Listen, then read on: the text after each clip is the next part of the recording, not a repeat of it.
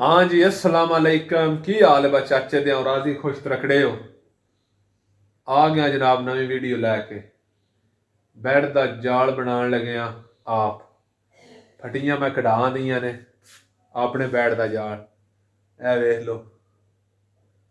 ते बैड जिस टाइम नवा आया ही ना उस टाइम उन्हें उत्ते पलाई धार छड़ी जाई, जाल को नहीं बनाया तो पलाई हो गई डिंगी। मैं तो तकाना ते इस वजह तो जनाब मैं थले जुगाड़ माड़ा चंगा लाए आई।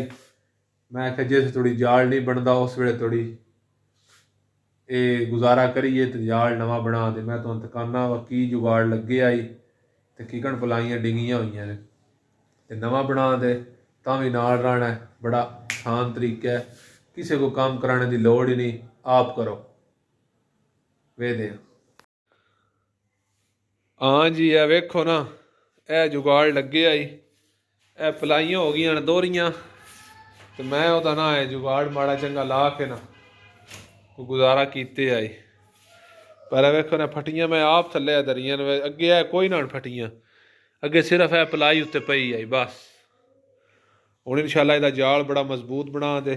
वेखिए आ फटियां आप कढ़वा के आंदियां ने अपना रुख वढ़ के ते ये बना दे ते इंशाल्लाह तुसां नाल रहना है। तो वेहने बड़ा आसान तरीका है ते अंज बने दा।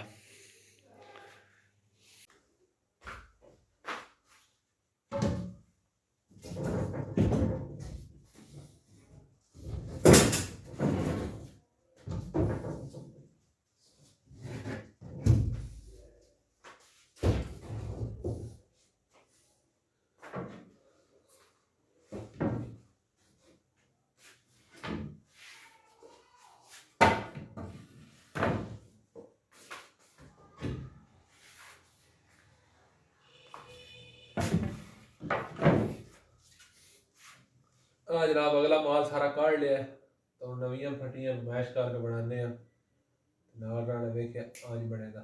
हाँ जी मैं क्या पमाइश करके ना ए फट्टी दी पमाइश की इस पमाइश दियां सानू 20 फटियां चाहिए ने ते ये बनेगा 4 हिस्सियां विच। 1 2 3 ते 4 यानी पूरा मुकम्मल नहीं बनाने लगे क्योंकि इतनी मुकम्मल की पूरी ताकत नहीं होने लगी। दो जनाब 4 असी बना दे यानी 4 हिस्से बना दे। 2 एक ही तरफ छड़ा दे 2 एक ही तरफ छड़ा दे मुकम्मल बाहरों ही केल शिट हो उत्ते राख छड़ा दे उत्ते गद्दा आ जाएगा। ठीक है आ जो फटियां कटने हैं।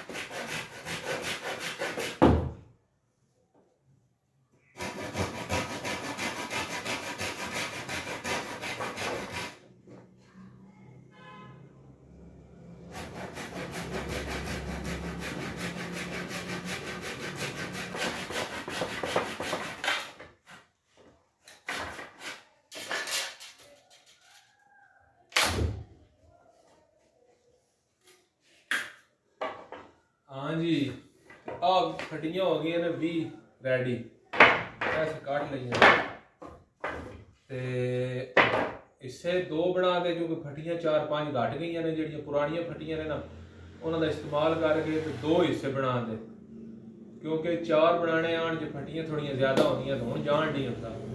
जड़ियां पुरानियां आन ना थल्ले वो लान लम्बे दात ही तो निक्के दात ही नवियां लान ते हुण 2 हिस्से बना दे।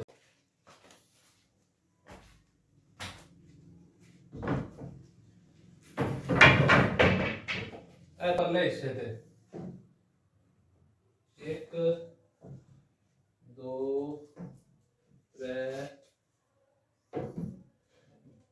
4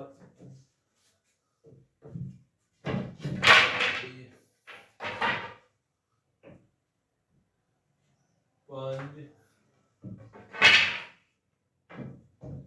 6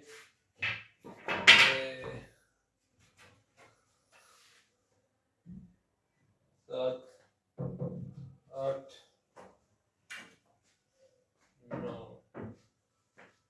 ਇਸ ਤਰੀਕੇ ਨਾਲ ਥੱਲੇ ਇਹ ਜਿਹੜੀਆਂ ਨੇ ਨਾ ਇਹਨਾਂ ਦੇ ਥੱਲੜੇ ਪਾਸੇ ਲਾ ਕੇ ਨਾ ਇੱਥੇ ਥੱਲੜੀ ਸਾਈਡ ਤੇ ਇਹ ਛੋਟੀਆਂ ਉੱਤੇ ਲਾ ਕਿਲ ਮਾਰਾਂਗੇ ਤੇ ਇੱਕ ਜਾਲ ਤਿਆਰ ਹੈ ਤੇ ਉੱਤੇ ਪਲਾਈ ਦਾ ਟੋਟਾ ਹੈ ਉਹਨੂੰ ਕਿਲ ਮਾਰ ਛੜਾਂਗੇ। ਠੀਕ ਹੈ, ਇੰਜੀ ਸੇਮ ਦੂਜੇ ਪਾਸੇ ਬਣਾਉਣਾ ਹੈ ਤੇ ਅਸੀਂ ਹੁਣ ਕਿਲ ਮਾਰਨੇ ਆ ਤੇ ਤੁਸੀਂ ਵੇਖਿਆ ਬਹੁਤ ਆਸਾਨ ਤਰੀਕਾ ਹੈ, ਇੰਜ ਬਣਦਾ ਹੈ।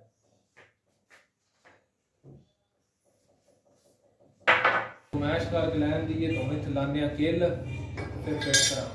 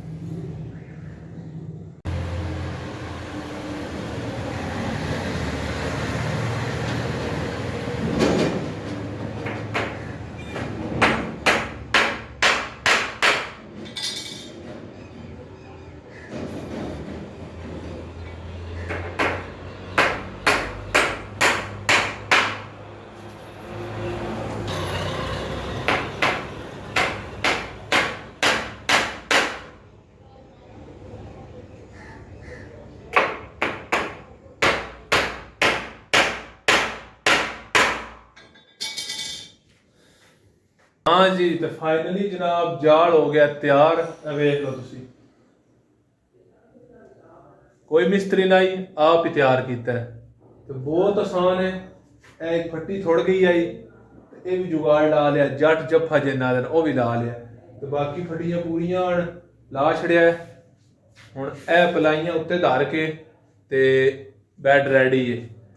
तो बहुत आसान काम है, किसी मिस्त्री की लोड़, तुसी आप बना सकते हो।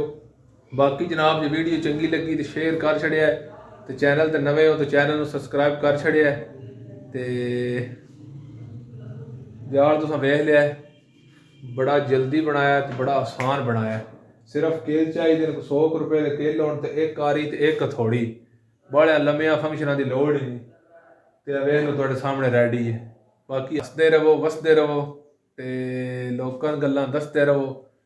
वेख लो ना, मैं तकरीबन मिस्त्री की नाखे आई तो आदमी ना आई वा तकरीबन ये तो पैसे लगन दे 5000 रुपया उस मेरे को मंगया आई। तो डेरे तो जनाब फटियां चिराक लैंदियां ने, तो 100 रुपए का किल तो अगे भी दसिया है। बस ईजीली बन गया। आप वेख लो ना, कोई थोड़ी जी मजदूरी वास्ते यानी थोड़े जे कमे के कितने पैसे देने पाउंदे ने। जेड़ा आप कर सकते हो ठीक है, जेड़ा नहीं हो सकता टेला उस तो बाद बुलाओ जेड़ा बंदा काम करने वाला। जे कर सकते हो तो बहुत अच्छी गल है, तो कोई मेड़ा नहीं, कोई कुछ नहीं। तो मैं अगे तकरीबन बतेरिया मिस्त्रियां बजिया, कोई पैसे आता है, कोई पैसे आता है। फिर मैं जुगाड़ लाई रखे, पर फिर मैं जहन सोचा भाई इतना लम्बा काम भी कोई क्यों मिस्त्रियों के चक्कर लाइए। फिर आप बना लिया, थोड़े सामने बनाया। ठीक है जी, अल्लाह दे वाले।